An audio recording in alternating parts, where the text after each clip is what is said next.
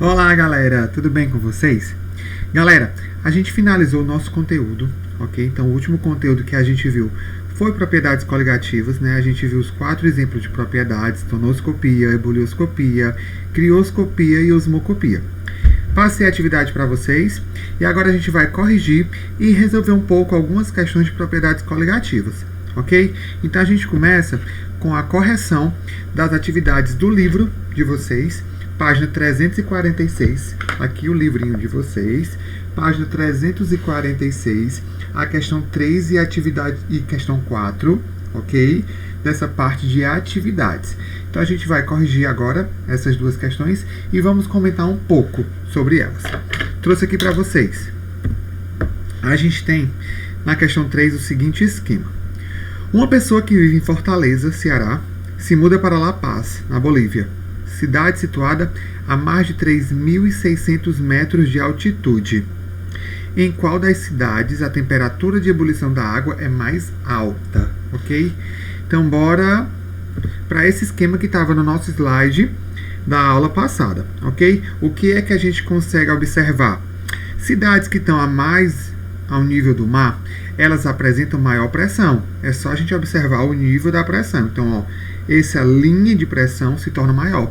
Então, quanto mais ao nível do mar, maior a pressão. Então, quando eu vou subindo a altitude, então aqui eu estou subindo, quanto mais alto, então quanto maior a altitude, a pressão vai diminuindo, ok? Então, cidades como Bolívia, né, lá na La Paz, aqui, eu tenho uma altitude elevada, com isso a pressão se torna menor.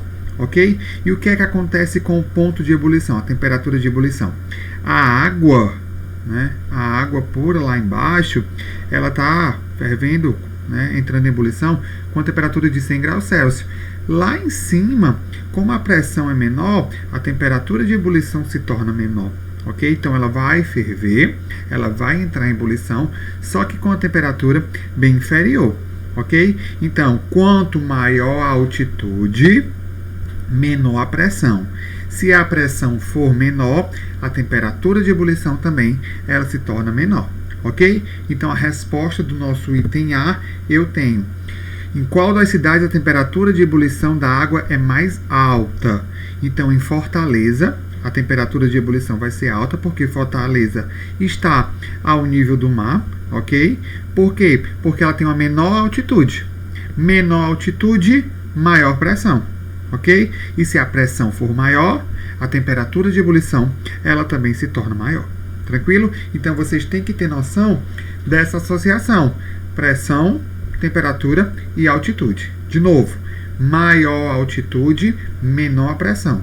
Menor a pressão, menor também a temperatura de ebulição. Ok? Esse é o item A da nossa terceira questão. O item B pergunta: em qual delas o tempo necessário para preparar a refeição é maior? Qual vai ser aquela em que vai demorar, vai ser mais rápido, né? Mais rápido fazer os alimentos. Então a gente tem o mesmo desenho aí para finalizar. Olha a temperatura de ebulição da água em Fortaleza. Eu tenho 100 graus Celsius. Em La Paz, ela cai para 87 graus Celsius. Então, aonde é que entra, né, a temperatura é mais alta? A temperatura é mais alta em Fortaleza. Se a temperatura em Fortaleza é mais alta, então o alimento vai cozinhar de forma mais rápida, porque a temperatura ela se torna mais acentuada, mais elevada, ok? Então, resumindo, né, de novo, maior altitude, menor a pressão atmosférica. Então, Bolívia lá em cima, La Paz lá em cima. Se está lá em cima, a pressão atmosférica ela é menor. Se a pressão atmosférica é menor, a temperatura de ebulição também é menor. Então, em Fortaleza, a temperatura de ebulição é maior. Se a temperatura de ebulição é maior em Fortaleza, então o tempo de preparo da refeição também vai ser mais rápido. Aonde é que vai ferver primeiro o alimento?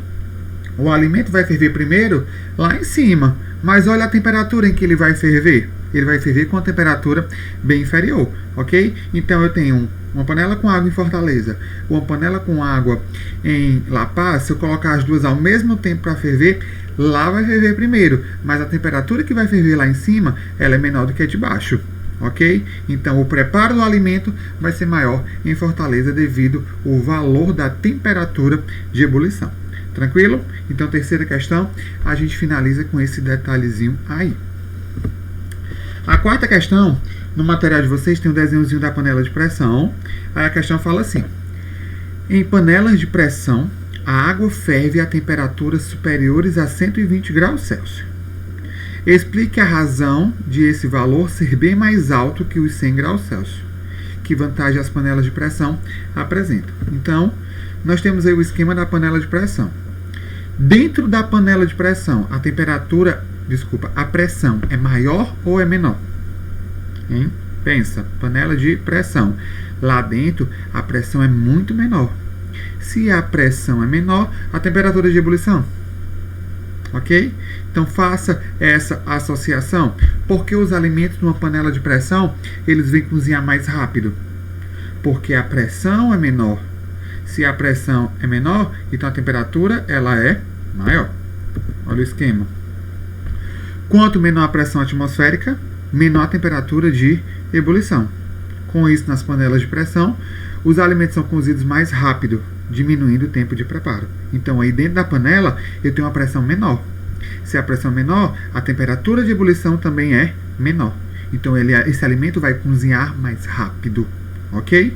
Então, é esse esquema que a gente tem que perceber como é o funcionamento da nossa panela de pressão. Porque a pressão lá dentro ela é menor. Por isso que essa água, esse alimento vai se tornar mais cozido mais rápido. A temperatura lá dentro vai ser menor. Ok? Então, aí é o esquema da panela de pressão. Por isso que os alimentos cozinham mais rápido. É uma das vantagens da panela de pressão. Ok? Então, você pode pesquisar aí outras vantagens e colocar na sua quarta questão. Coloquei algumas questões extras de propriedades coligativas, ok? Só para a gente realmente entender e finalizar esse conteúdo, a gente já deixar ele todo ok? Então, bora lá. Foi observado que o cozimento de meio quilo de batata em 1 litro de água é mais rápido se adicionarmos 200 gramas de sal à água de cozimento. Considere as seguintes possíveis explicações para o fato, ok? O que é que está dizendo? Eu tenho uma panela com água, 1 litro de água. Se eu colocar, é mais rápido essa água, ela vai ferver mais rápido quando eu não coloco o sal. Porque se eu colocar o sal, o que é que eu estou fazendo? Eu estou colocando um soluto não volátil. E se eu coloco um soluto não volátil, a temperatura de ebulição ela vai aumentar, ok? Então a temperatura de ebulição vai ser mais alta, então ela vai demorar a ferver essa água. Aí vamos lá. Considere as seguintes possíveis explicações para o fato. Primeiro vamos lembrar as 4 propriedades coligativas. A primeira, quando eu adiciono um soluto não volátil, aí a questão está dizendo que a gente está adicionando sal. O que é que vai acontecer? Nós temos a tonoscopia, adicionei um soluto não volátil, a pressão máxima de vapor ela vai diminuir, ok? Então a tonoscopia diminui a pressão máxima de vapor. Nós temos a ebulioscopia. Ebulioscopia, quando eu aumento a temperatura de ebulição, então é o que a questão está falando, ok? Eu tenho 1 litro de água, se eu ferver, quando eu ligar o fogo, essa água vai ferver, ela ferve a 100 graus Celsius. Se eu colocar o sal, que é um soluto não volátil, ela vai ferver, só que com a temperatura bem mais alta. Por quê? Porque eu estou aumentando a temperatura de ebulição. Essa propriedade é a ebulioscopia. A segunda propriedade é a crioscopia. Eu vou diminuir a temperatura de congelamento, ok? Então, se eu adicionar um soluto não volátil, ele vai congelar, só que com a temperatura bem inferior. Ela vai diminuir o valor dessa temperatura. E a última propriedade, que é a osmocopia, que é aquela da pressão osmótica. A passagem do solvente de um meio mais diluído para um mais concentrado, ok? Então, bora. Essa questão aí, ela está falando da ebulioscopia, porque é temperatura de ebulição. Vamos olhar cada item. O item 1 fala: a adição de sal provoca um aumento da temperatura de ebulição da água. Olha aí a nossa propriedade. Eu adicionei um soluto não volátil, então eu estou adicionando o sal. O que acontece? Aumenta a temperatura de ebulição. Então, esse primeiro item, ele está correto. Ok? Segundo item. A adição de sal provoca um aumento na pressão de vapor da água. Olha aí, quando eu adiciono um soluto não volátil, a pressão máxima de vapor ela diminui. A questão está dizendo que aumenta. Então, o item 2 está errado. E o 3, a adição, né, o sal adicionado não altera a temperatura de ebulição da água, mas reage com o amido das batatas. Então, o 3, a adição de sal, ela vai alterar a temperatura de ebulição? Altera. A temperatura de ebulição ela vai ser maior, ok? Então, como altera a temperatura de ebulição, o item 3 se torna um item errado. Tranquilo? Então, essa questão extra aí, apenas o item 1 é o item correto, ok? Então, item A para essa questão extra. Temos mais uma. Super interessante que está no nosso cotidiano, isso daí. Num congelador, há 5 formas que contêm líquidos diferentes para fazer gelos e picolés de limão. Se as formas forem colocadas ao mesmo tempo no congelador e estiverem inicialmente à mesma temperatura, vai congelar primeiro a forma que contém 500 ml de água pura, item A. Item B, uma solução. O que é essa solução em água? Eu tenho água e 50 ml de suco de limão. O item C, uma solução em água, então eu tenho água mais 100 ml de suco de limão. O item D, uma solução em água, 50 ml de suco de limão e 50 gramas de açúcar. E o item E, uma solução em água, 100 ml de suco de limão e 50 gramas de açúcar. Agora vamos parar para pensar. Que propriedade é essa que fala de congelamento? Hein? Tá lembrado? Essa propriedade aí, galera, que é a crioscopia, ok? A crioscopia fala, quando eu adiciono um soluto não volátil, eu vou ter uma diminuição da temperatura de congelamento. Então, ele vai congelar, vai, só que com a temperatura bem inferior. A questão está te perguntando qual é o que vai congelar primeiro. Quem é que vai congelar primeiro? É aquele que tem o suco? É aquele que tem o suco de limão e o açúcar? Ou é aquele que é água pura? Hein? Lógico, galera, que é água pura. Por quê? Se eu tenho água pura, eu não tenho nenhum soluto não volátil. Então ele vai congelar com que temperatura? Ele vai congelar na temperatura de 0 graus Celsius. Ele vai congelar primeiro. Os outros, como eu tenho suco de limão e como eu tenho açúcar, ele vai congelar, vai. Só que ele vai demorar mais, porque a temperatura tem que estar mais baixa. Então ele vai congelar com a temperatura abaixo de 0 graus Celsius. Desses 5 itens aí, qual é o que congelaria por último? O que ia demorar mais para congelar? Lógico, é aquele que tem mais soluto. Então o item E fala que eu tenho 100 ml de suco de limão e eu ainda tenho 50 gramas de açúcar. Então eu tenho 150 gramas de materiais que não são somente água. Então o item E é aquele item que a essa temperatura seria bem inferior. Então ele ia congelar, só que com a temperatura bem abaixo de 0 graus Celsius. Ok? Então a gente tem que estar ligado nesse caso, porque são temperaturas negativas. Então quando eu falo diminui a temperatura de congelamento, é uma temperatura abaixo de 0 graus Celsius. Ok? Então a água pura ela ia congelar primeiro. Por quê? Porque eu não tenho nenhum soluto não volátil. Então a resposta dessa questão, item A, água pura. Lembrando que todas essas questões extras são questões de vestibulares. Então propriedades coligativas é um assunto que está muito presente nos vestibulares atuais. Ok? Mais uma questão extra. A uma dada temperatura possui a menor pressão de vapor, a solução aquosa. Bora pensar. Eu tenho sacarose, ácido clorídrico e hidróxido de sódio. Galera, quando tiver questão nesse modelo, a gente tem que prestar atenção na dissociação. O que é isso? É a separação. É um conteúdo que a gente viu ano passado lá no primeiro ano, quando a gente falou de reações químicas. Falamos também em ácidos e bases, quando a gente faz a separação, carga positiva e carga negativa. Bora lembrar. A sacarose, ela só faz ligação covalente. Se ele só faz ligação covalente, então eu não tenho separação de íons. Então, o que eu tenho antes, eu vou ter depois. Então, se eu tenho 0,1 mol por litro antes, Quando eu coloco na água, eu vou continuar tendo 0,1 mol por litro de sacarose.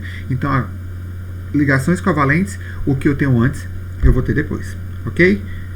O outro caso, eu também tenho a sacarose, só que agora 0,2 mol por litro. Como ela não se separa, então o que eu tenho antes, eu tenho depois. Então, 0,2 mols por litro antes, 0,2 mol por litro depois. Então, nesses dois casos aí, o segundo, que é o item B, tem mais partículas dispersas. Se tem mais partículas dispersas, então a propriedade coligativa aí é mais acentuada no item B do que no item A. Porque, como a gente falou, quanto maior a concentração do soluto adicionado, maior a minha propriedade coligativa. Agora eu já tenho ácido clorídrico. Se eu tenho ácido clorídrico, eu tenho HCl. Olha como é que acontece a separação. Eu tenho uma separação em duas cargas, a carga positiva e a carga negativa. Então eu vou ter H+, e Cl-. A concentração do ácido clorídrico, a questão está te falando, 0,1. Então, se eu tenho 0,1 de ácido clorídrico, o que é que eu vou ter? 0,1 de H+, e 0,1 de Cl-. Somando tudo no meu produto, então no meu produto eu vou ter 0,2 mols por litro de íons, ok? Quando eu coloco ácido clorídrico de novo, H+, e Cl-, só que a concentração agora é 0,2. Se eu tenho 0,2 de HCl, então eu vou ter 0,2 de H+, e eu também vou ter 0,2 de Cl-. Somando tudo no meu produto, o total dá 0,4, ok? Então, de todos esses que a gente viu, esse daí é o que tem mais concentração no meu produto, porque eu somo o H+ com o Cl-, ok? E o item é hidróxido de sódio. O hidróxido de sódio, que é o NaOH, como é que eu separo? Na mais OH menos a concentração é 0,1. Se eu tenho 0,1 de hidróxido de sódio, eu vou ter 0,1 de Na+, e eu também vou ter 0,1 de OH menos, ok? Então, de todos esses 5 itens, aquele que tem mais partícula dispersa no meu produto é quem? É o HCl, quando for 0,2, porque quando eu somo 0,2 com 0,2, eu tenho um total de uma concentração 0,4. No item A é 0,1 de partícula dispersa, o item B 0,2 de partícula dispersa, o item C 0,2 também de partícula dispersa, o item D 0,4 de partícula dispersa e o item E 0,2 de partícula dispersa. A questão pergunta: menor pressão de vapor. Se é menor pressão de vapor, é aquele que tem mais soluto não volátil, ok? Então a minha resposta é o item D, 0,2 mols por litro de ácido clorídrico, ok? Então aqui é uma questãozinha interessante que a gente tem que prestar atenção nessa separação. E essa separação é um conteúdo do ano passado que a gente já trabalhou com vocês, ok? Então a gente finaliza aqui. Olha a agenda de vocês, tem uma atividadezinha para a nossa próxima aula a gente fazer essa correção, ok? Se tiver ficado alguma dúvida ainda de propriedades coligativas, manda uma mensagenzinha lá no chat que a gente vai estar online para tirar essas dúvidas de vocês, ok? Beijão para todos vocês, tô com saudade, até a nossa próxima aula. Valeu, galera!